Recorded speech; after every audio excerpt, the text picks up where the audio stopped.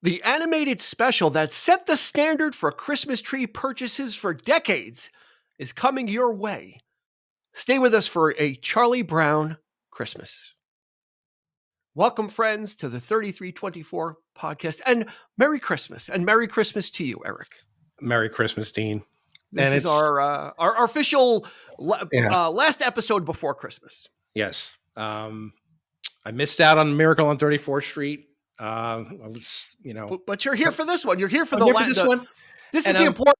This is the one right before Christmas. This is the one. Hopefully, people are going to be listening to. Yeah. I hope. Hopefully, they're listening to all of them. But when they're driving to relatives' house or whatever, you put this one on. This is the one we want you. We want you. What I think it's cool is it's just you and me.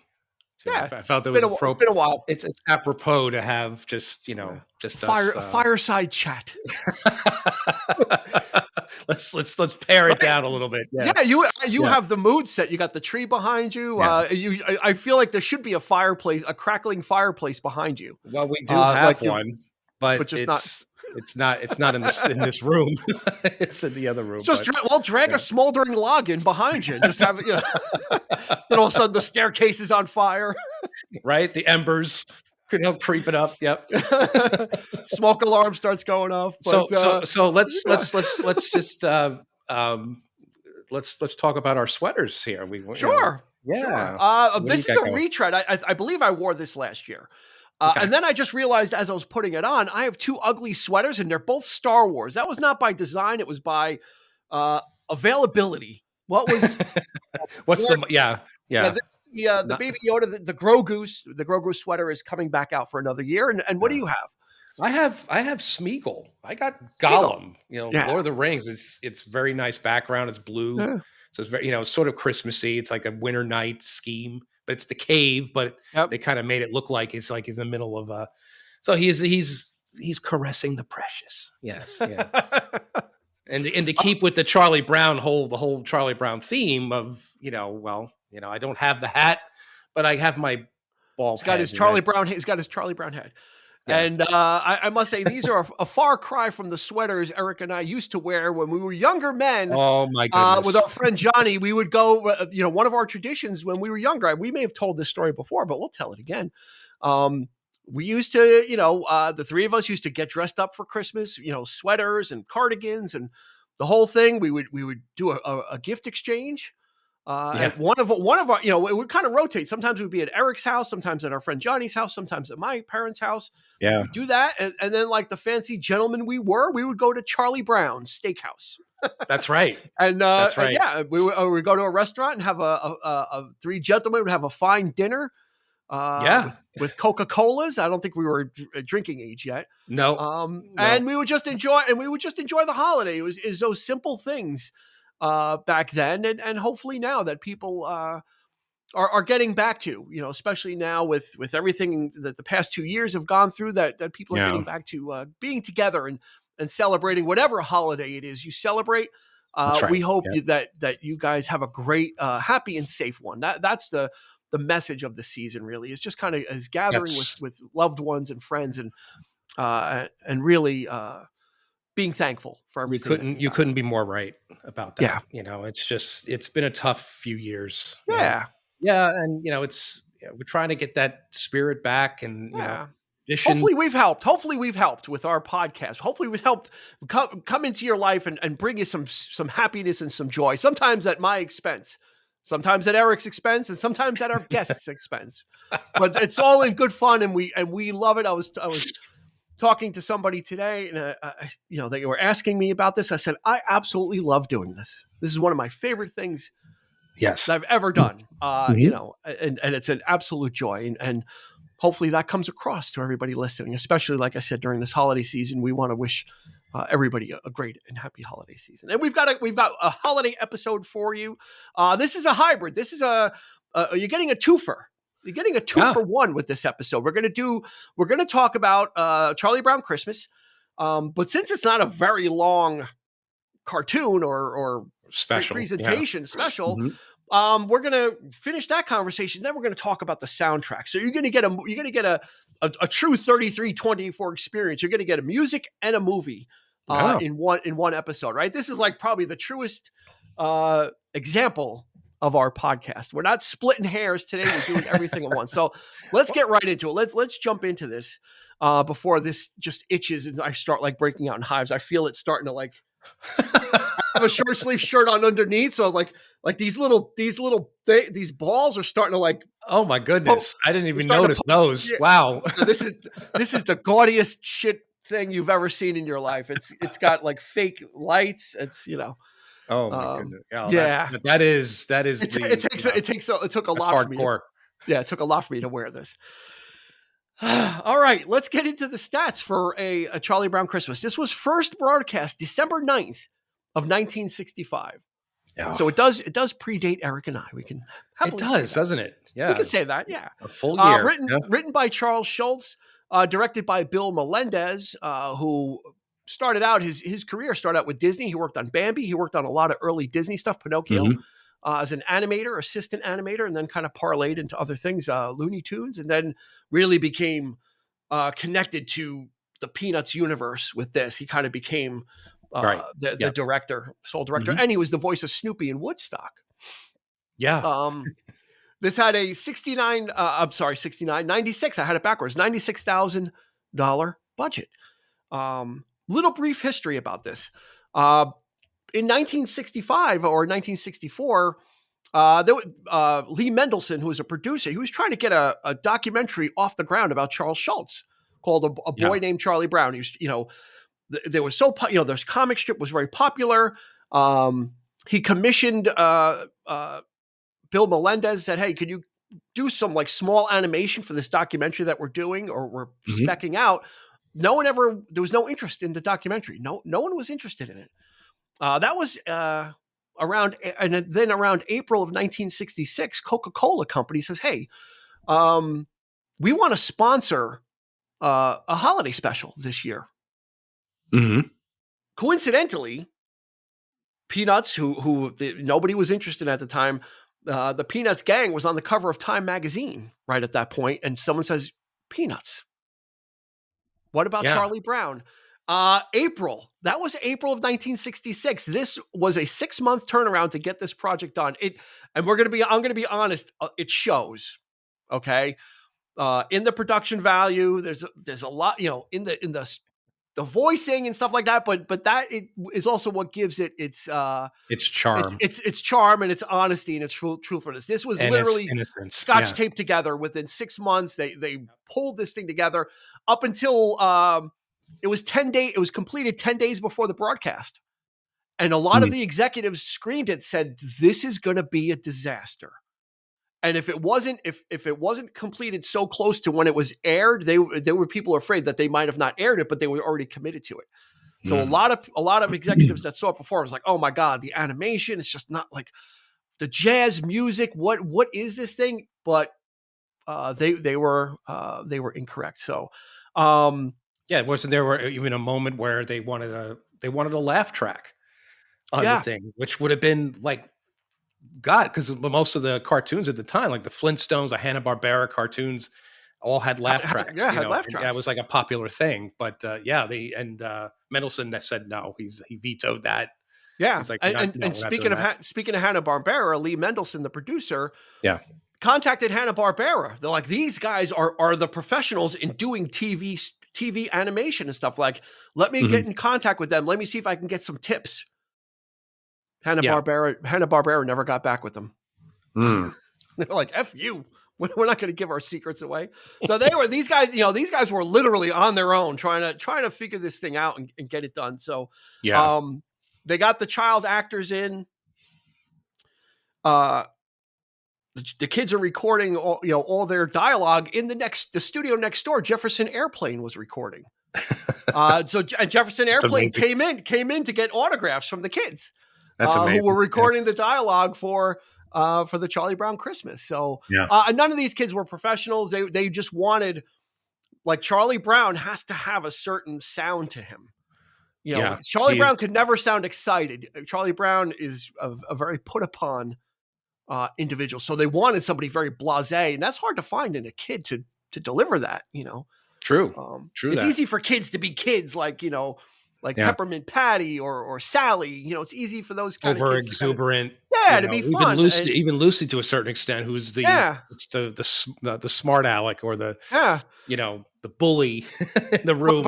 But a kid that's constantly depressed is a different story. Yeah, I mean, and to show that in the performances, I think that's what I love most about it. It's because he just feels so bad for him, Yeah, and it's very interesting, especially in 1965.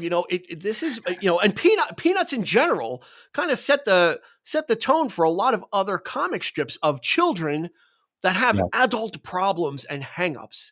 Yeah, right. This whole Charlie Brown's existence is really about like being depressed and not feeling as good as or what's wrong with me.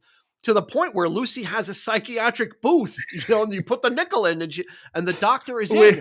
Real, like when you think about this, it's like, they had kids like having these adult problems back then. That's true. And who's her only patient is Charlie Brown. That's the ironic thing. She's got this whole booth just to kind of snow him into giving her. And she's the one that tortures him the most. So she's creating her own patient, basically. That's right. That's right. Like she's literally, not in this one, but the famous thing with Lucy and Charlie Brown is he wants to kick the football and she'll always pull it away. And she'll swear she won't do it. She promises this time. And he believes her. So that's not in this special, but that's like their ongoing thing. Well, yeah, she's always trying to lift his spirits too. And the football is kind of representation of that, but it's like trying to, get him out of his comfort zone all the time. And then at the last minute, something. Pull the ball away. Pull the ball away. It's awful. It's awful. And then of course we've got Snoopy, who is kind of like he's like the polar opposite of Charlie Brown. He's happy-go-lucky. He's got a grand and wild imagination. Everything that he's almost like the counterpart. Like I said, the polar opposite of Charlie Brown. And this, I love Snoopy in this one because, not because of he does the lights and display contest, so he sets up the doghouse like that. I love the animation of him when he's playing the guitar. When they're all like in the gymnasium or whatever, and he's got like his head down and he's just kind of like playing the bass, and he's kind of like in that jazz like beatnik look of him, and then he's like twirling around the thing and he's like spinning it, and it's like and everybody's just in their zone. That famous meme with Heya, by Outkast, is fantastic. It's so spot on.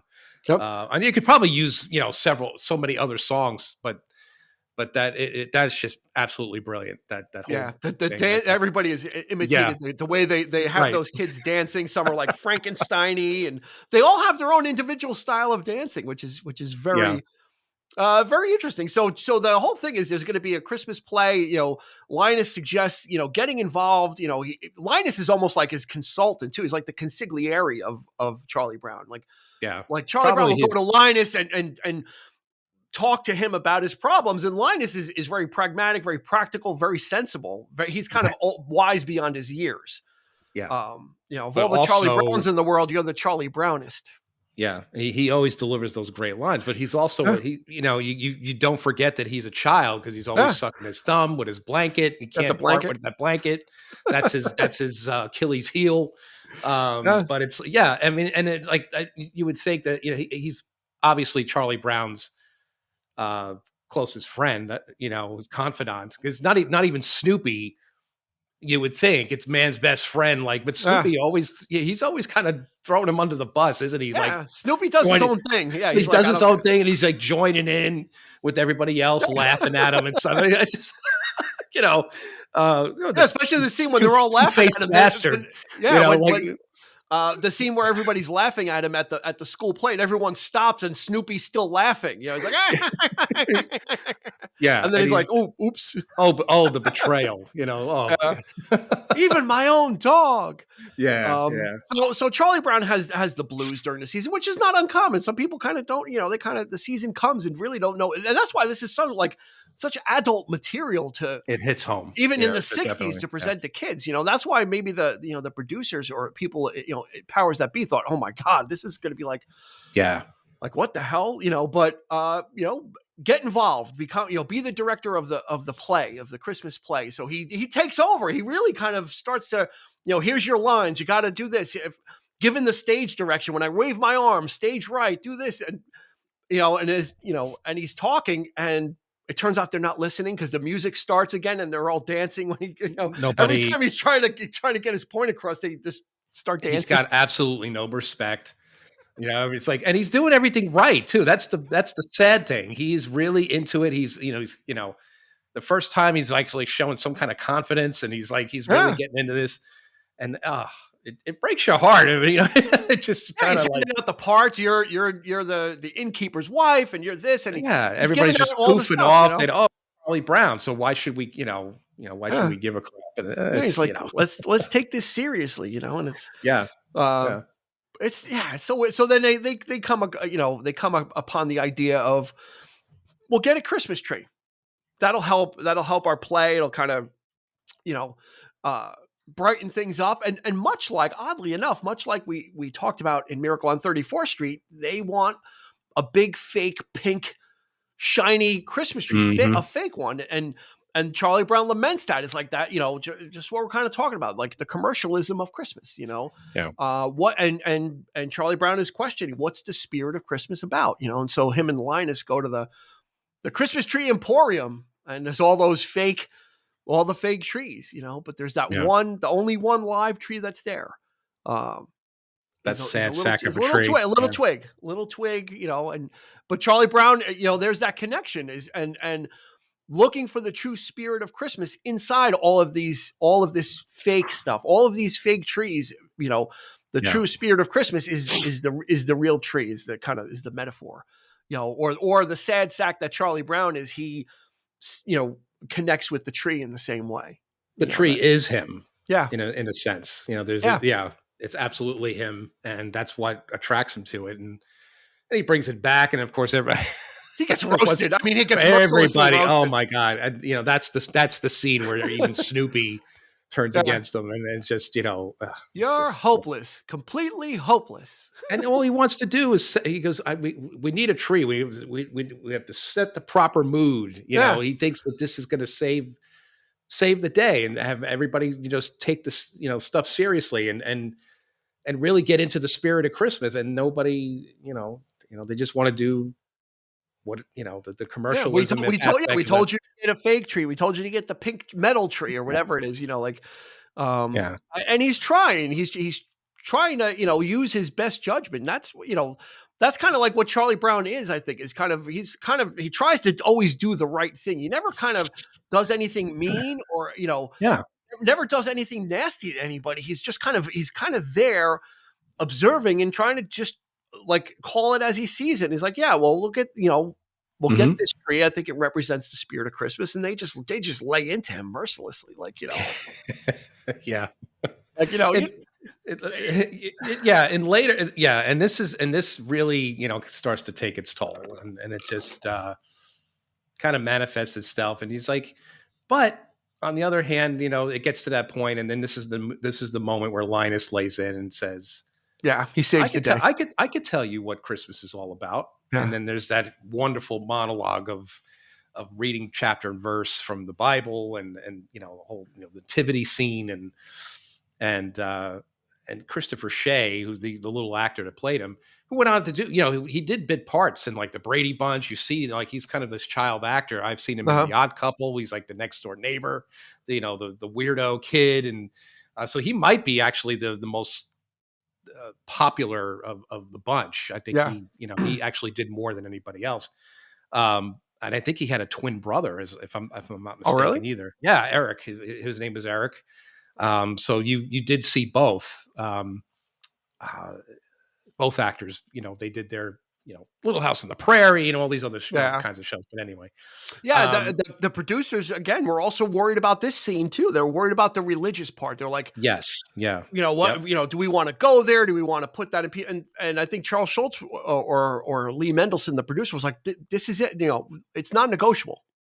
Yeah, this is this is it. This is part of it. Like it's important to the story.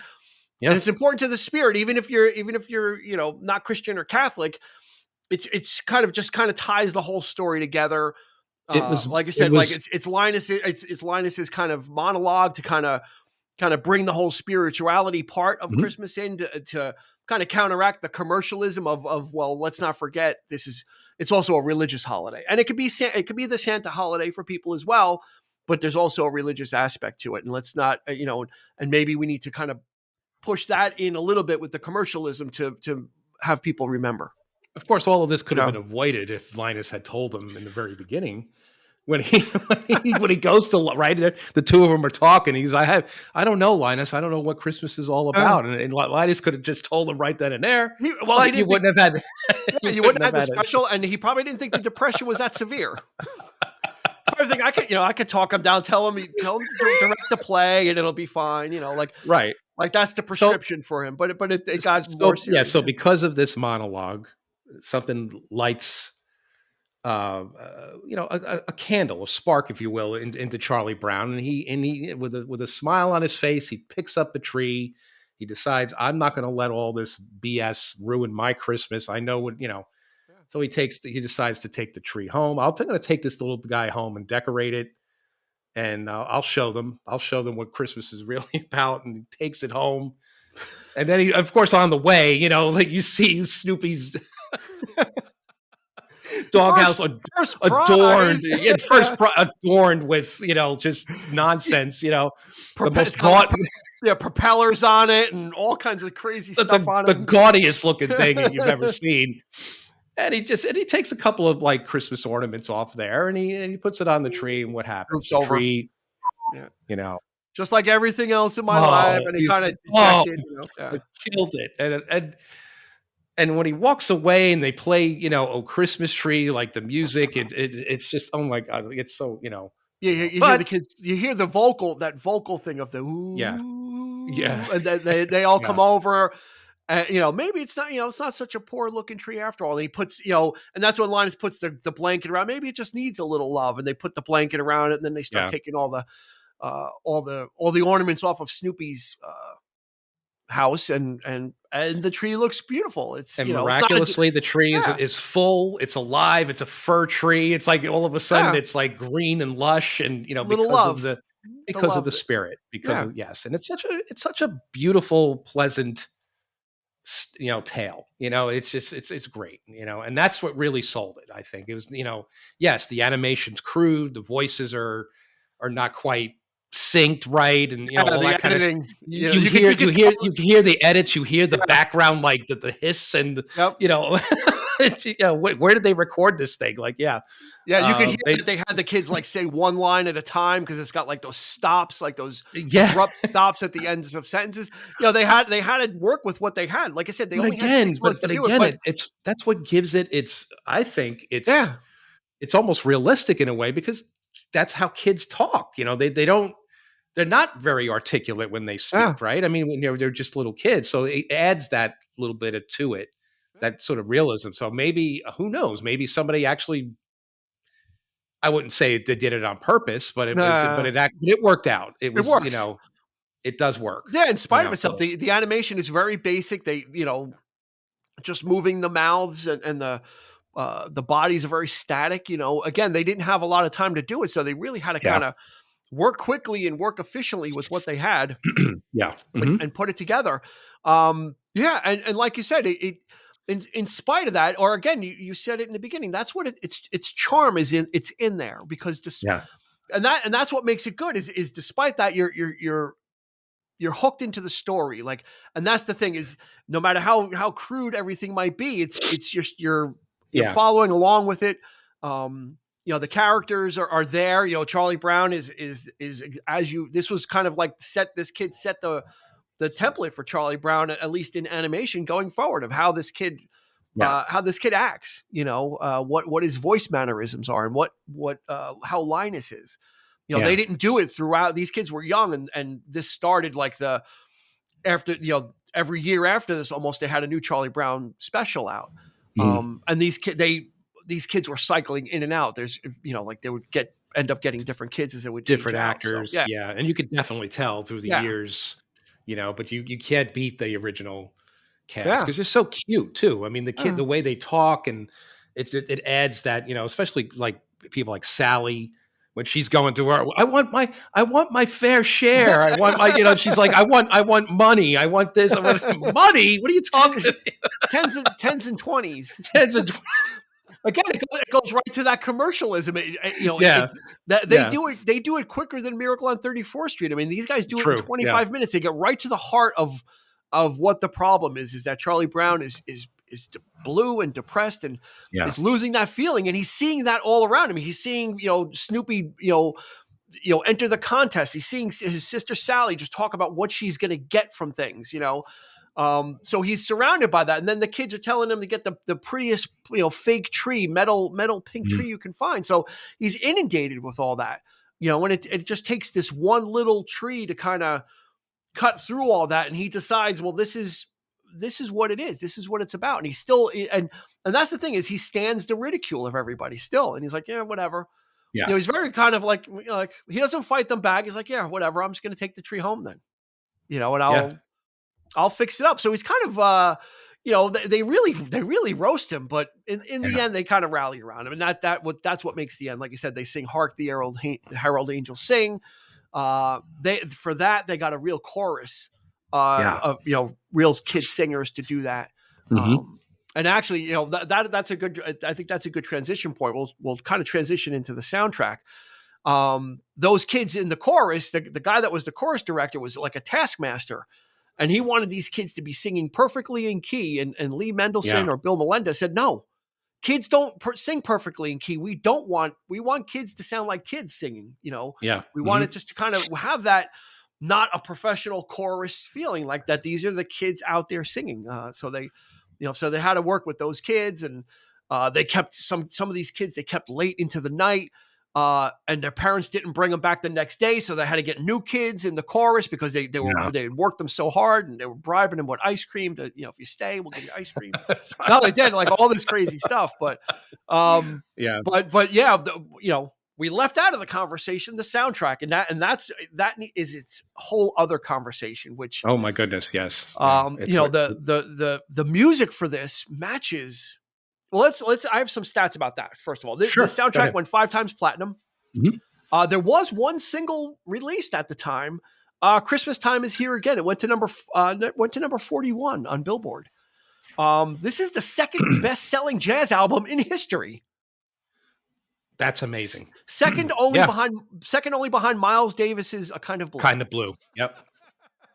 So this is a certified jazz album. Now, originally, Dave Brubeck was approached and agreed to do the work on this, and then he dropped out for unknown reasons. He recommended. He said, contact Vince Guaraldi, and he'll do it. And it was recorded. The theme song, which is not called Peanuts. A lot of people think that that theme song is Peanuts. It's called Linus and Lucy. Linus and Lucy, which is the theme song. That he recorded that in 1964. Because he was involved in the in that aborted project, the documentary. The rest of the soundtrack was recorded in 1965. And this sets this, as much as the music plays heavily into this special, and it sets a somewhat of a somber tone. This isn't like the Rudolph the Red-Nosed Reindeer, like show tune style. That came out in 64, Rudolph. It's, it's not that Fame and Fortune and Silver and Gold. This is very, kind of it's downbeat. Yeah. There's a lot of downbeat. Not depressing, but kind of somber and maybe a little melancholy. But melancholy could be the right word. Yeah, it fits. Enough so that they actually use it in Arrested Development. Oh, really? Yeah, with Michael Cera's character who plays the son every time, because he's kind of like this sort of introverted kid and whatever. So every time something goes wrong with him, they play the like with his head down, like just like Charlie Brown. That's his cue. That's his music. It's so great, But but I have to say, I mean, just to comment on the album itself. I mean, this is only what his 8th record that he did. right? So, Vince yeah, I Guaraldi mean, did? Yeah, he was it was around. He had a minor hit, right. a minor jazz hit, but yeah, he was kind of kicking around. Yeah. Um, And I have to but say, this kind of, this is my all-time favorite Christmas album. yeah, this is, And I never tire of it.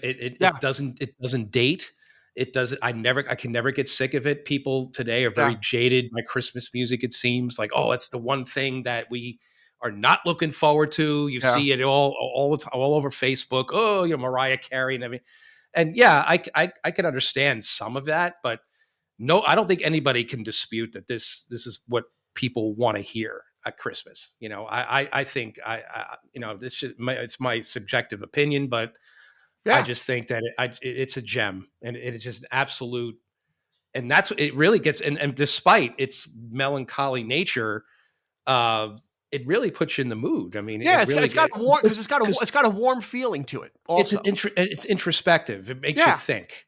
yeah, Don't you agree? I yeah, mean, it kind of just, absolutely. yeah, it just, it really makes you, it's the time of year of reflection, and, you're in the spirit, but also you're also thinking about the entire year.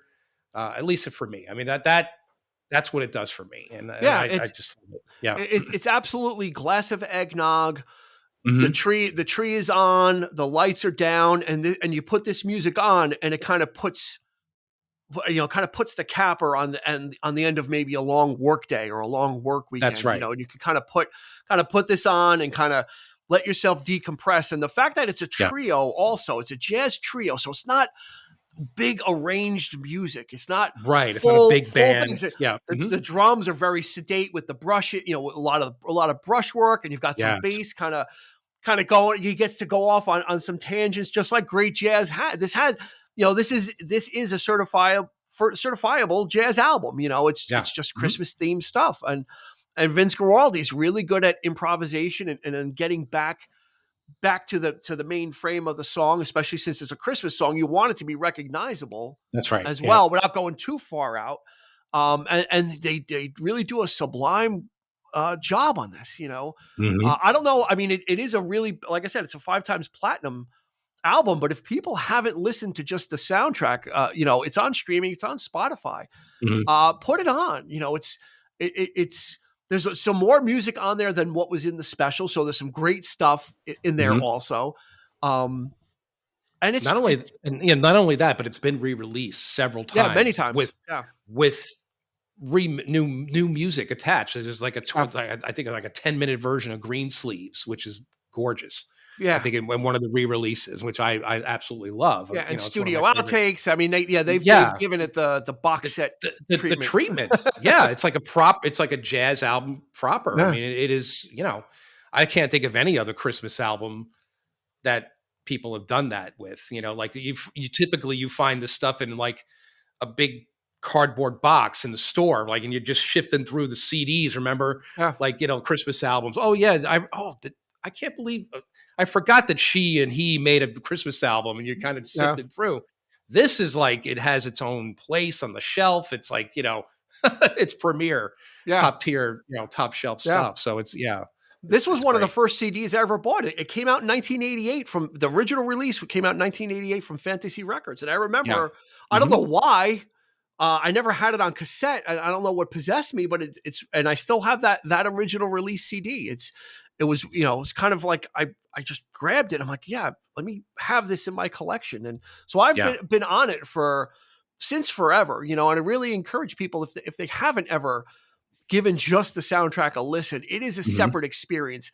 Like I said, when you listen to you can separate this from the special. Hmm. Like when when I listen to this, I'm not really thinking about Charlie Brown.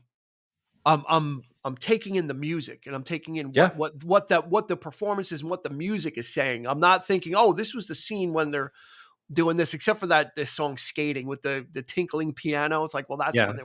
that's in the Right. beginning, from the beginning when they were skating, but otherwise it's a great musical holiday trip that you can go on. Yeah, Hmm. it's not all the standards that you kind of grow tired of. There's original stuff in there Hmm. that is perfectly suited for the season. And yeah, if you're wrapping gifts or you're having a party and you Yeah, have something on, just to have it's not, something on in the yeah, background. it's Yeah. not singing, it's not words, it's not going to get in the Right. way. It's going to be nice, kind of, like I said, a nice jazz trio, which is, again, that was another concern that these producers had. They're like, what are you doing with like jazz music? Yeah.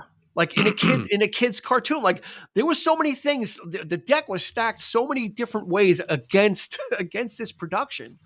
Not a lot of confidence from the powers that be that made it, and it went over budget. I said it was 96,000. It was supposed to be 76,000. They even went 20,000 over budget. So there was just not a lot of good, for a Christmas special, not a lot of goodwill behind it. But like you said, despite that, the charm of the special is there, and then the charm of the music is there as well. I just think the music it adds something. It's peaceful. It's peaceful. It's peaceful, but it ties into what the theme of the heart and soul of what it's all about. And let's not forget, like Charles Schulz's comic strip. It's a very sophisticated piece of art. You got little kids, like you say, like with adult themes and dealing with adult problems. It's like that's a very unusual kind of thing. So I think it's the perfect complement to it. So and then he would go on to do all the other specials as well, like the Halloween and the Thanksgiving and that. It became almost like a cottage industry of that's right. Lee Mendelson producing, Bill Melendez directing, and Vince Guaraldi doing the music. When the soundtrack first came out in the '60s, it was just credited to Vince Guaraldi. Later on, they fixed it to Vince Guaraldi Trio, and then apparently Vince Guaraldi was so horrible at keeping studio notes that they had difficulty. Some people had come years later and they were like, no, that's me on that track in that session, and I'm not getting credit. And they had to go back and do research. And it turns out there was all these, it was a trio. It wasn't just always the same trio. He would have different people come in, but he never kept track of it. And then they weren't, and they used different takes in the special than they did.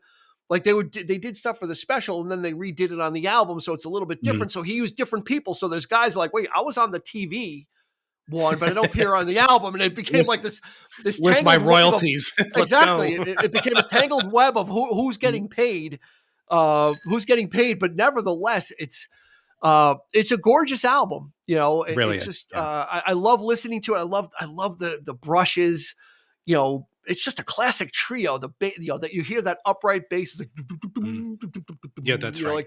Just really kind of, if you're not into jazz, this might be a good toe in the water to kind of get yourself into it and kind of check out what was going on at the time in the '60s. Right, that kind of stuff. It's a really high watermark for piano as well, because there's no guitar to speak of. I mean, that would come later. Especially it's the '70s, so he added that sort of bluesy guitar to the element too, sort of that BB King style, that tone.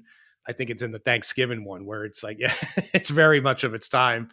But this is very spare. But it's very spare and it's very elegant, and it's just and just like the cartoon, it's spare. Yeah, the cartoon was spare, and this wasn't done. It probably wasn't done with that in mind. But when you think about it, the soundtrack is very spare. It's very, very bare bones, but to the point. And that's the way the special is. It's very bare bones, but it's to the point. And everything matches, oddly enough. It's these things sound like they shouldn't go together, kids with real world problems talking about depression and religion and commercialism of Christmas. And then let's put a jazz trio soundtrack under it. On paper, it should be, it doesn't work, but it's beautiful.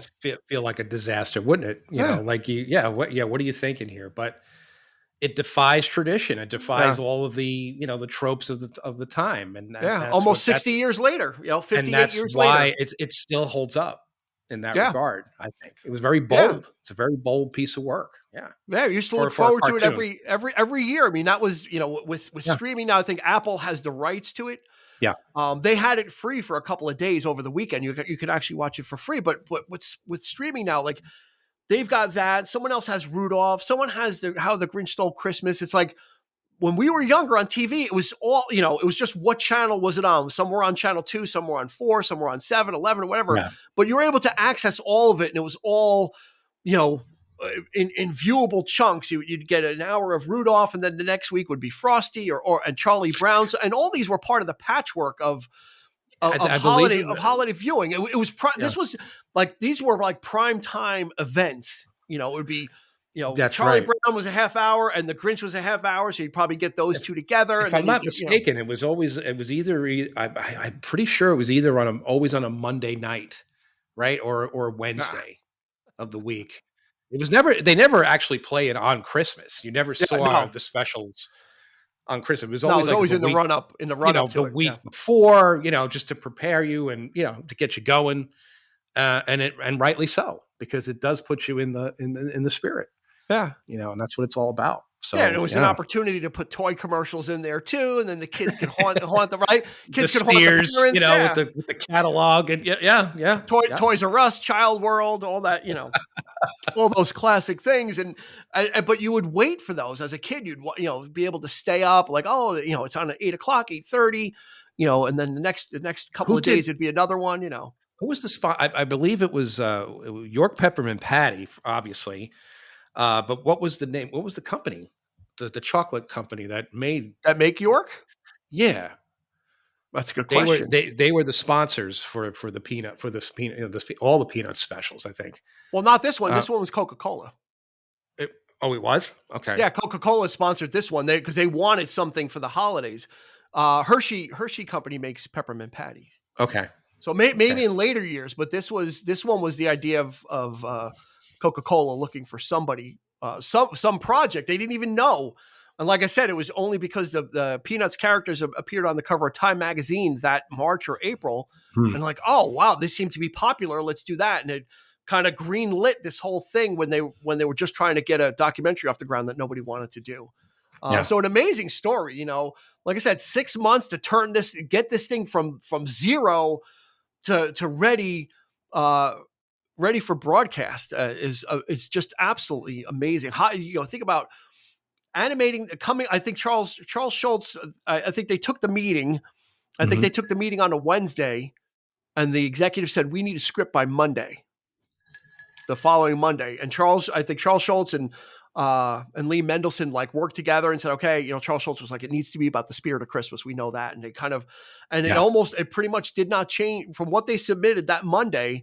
The story really didn't change that much, all too much. So they had the idea once they kind of workshopped it and brainstormed it. They had their idea and they kind of stuck with it through thick and thin. So that's just an amazing story of people coming together and we've got an opportunity.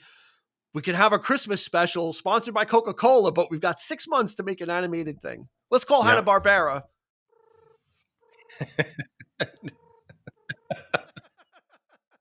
Leave it to voicemail. Is Hanna-Barbera going to pick up? No. They're doing the Jetsons. Sorry. Yeah.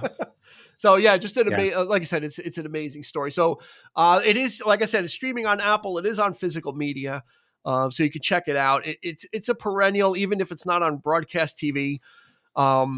It's just one of those, Peanuts have become since then, Peanuts have become even more beloved because, like I said, it became a yearly thing of just putting out a different year in love Charlie Brown. It's Valentine's Day Charlie Brown. It's tax season Charlie Brown. It's, whatever they had a 4th of July. You're being foreclosed on, Charlie Brown. They had all kinds of real world problems for him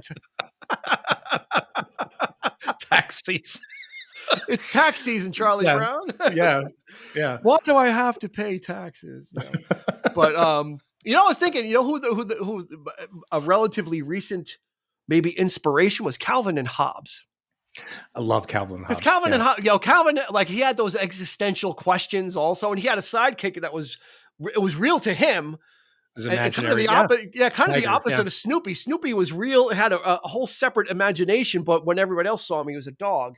And Calvin and Hobbes was a stuffed tiger, but it was real to Calvin. And they would have those existential conversations, or even with his father, like, oh, why do we have to do this? And why do people have to go get jobs? And, all that kind of stuff. So I think he's And I love the way the kid is drawn in that comic. It's just, I just laugh every time. Yeah, I have with the triangular mouth, and when he's excited, he's like, like it has that face, and and the hair is like swept back every time they're like going down the hill on a sled, it's just fantastic.